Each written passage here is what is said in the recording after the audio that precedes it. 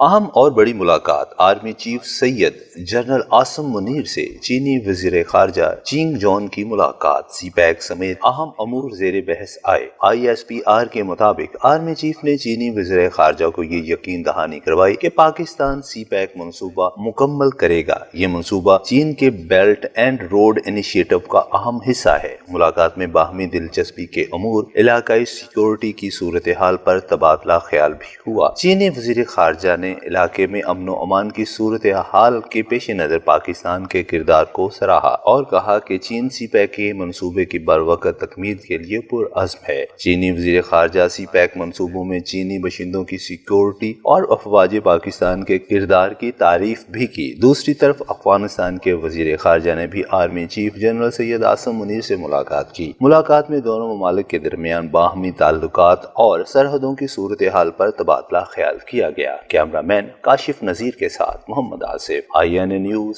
Pakistan.